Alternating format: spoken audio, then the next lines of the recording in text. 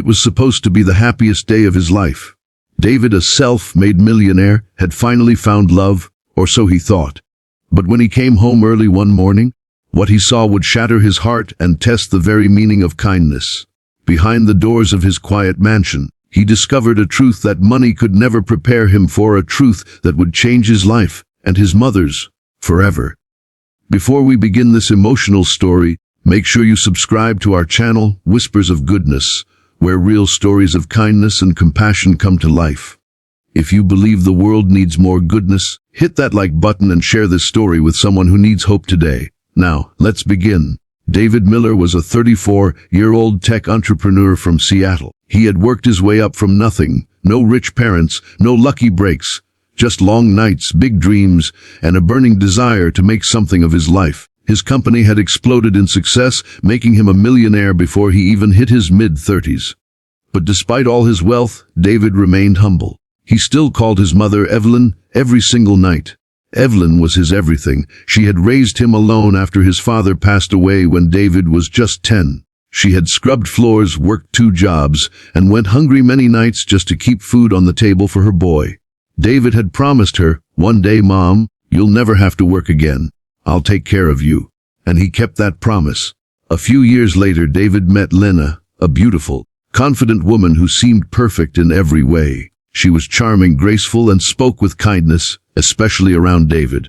His mother liked her at first too, or at least tried to.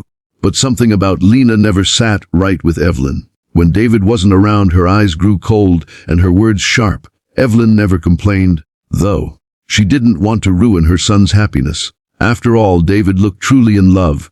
One weekend, David had to travel to New York for a surprise investor meeting. He was supposed to be gone for 3 days, but when his flight got canceled on the last day, he decided to come home early. He didn't tell anyone, not even Lena. He wanted to surprise her and maybe take his mom out for dinner.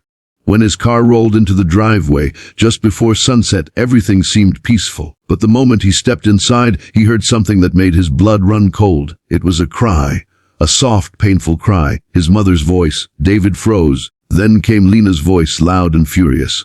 "I told you to stay out of my way, old woman! You think you can tell me what to do in my own house?" Then, a sound like a thud, and another cry. David's heart pounded as he ran into the living room. There, on the floor, was Evelyn, clutching her arm. Standing over her was Lena, her face twisted with rage. For a moment, neither of them moved. Then Lena's eyes widened when she saw David in the doorway. "David," she gasped, trying to smile. "This isn't what it looks like." But David didn't say a word. He rushed to his mother's side, helping her up gently. Evelyn tried to speak, tears in her eyes, but he simply whispered, "It's okay, Mom, I'm here now." He turned to Lena, his voice steady but filled with a quiet fury. "Leave, David." "Please, she's lying." She slipped and, "I said leave." The calm in his tone was more terrifying than if he had shouted. Lena hesitated, realizing the mask had fallen. Her voice grew colder. "You're going to believe this old woman over me?" "I'm your fiancée." David's eyes didn't waver. "This old woman is the reason you ever met me. The reason I exist. Get out." Lena scoffed, muttering something under her breath, and stormed out of the house. The door slammed shut behind her, leaving only the sound of Evelyn's quiet sobs. That night, David sat beside his mother as she lay on the couch, her wrist bandaged and her heart broken. "Why didn't you tell me?" he asked softly. Evelyn hesitated. "Because you looked so happy, son. I didn't want to be the reason your heart got broken again. You've worked so hard and you deserve peace."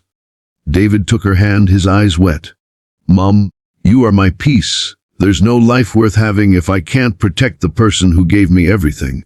Over the next few days, David canceled the wedding, called off the engagement, and quietly donated all the wedding funds to a senior care foundation in his mother's name. But something inside him still hurt, not just from betrayal, but from realizing how easily he could have lost sight of what really mattered.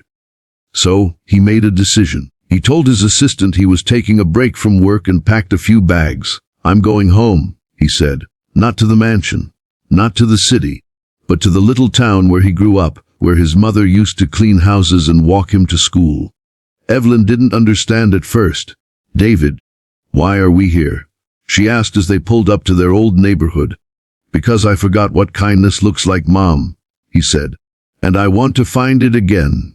They spent the next few weeks visiting neighbors, helping at the local shelter, and even fixing up an old playground where David used to play as a kid.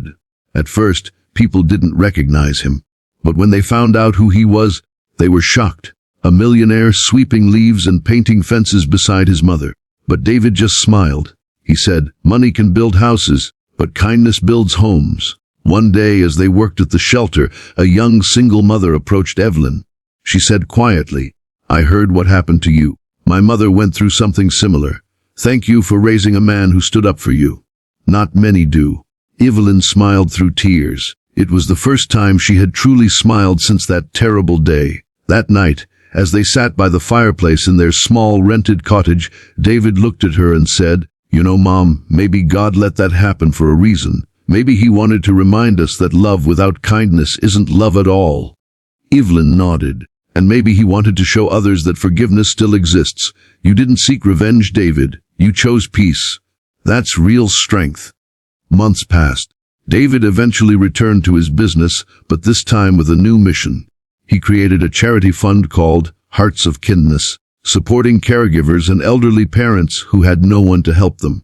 Every year, he hosted an event in honor of his mother, celebrating the power of compassion. And surprisingly, many people who once followed Lina's glamorous lifestyle online now followed David's foundation, inspired by the story of how he turned pain into purpose. Years later, Evelyn passed away peacefully in her sleep, holding David's hand.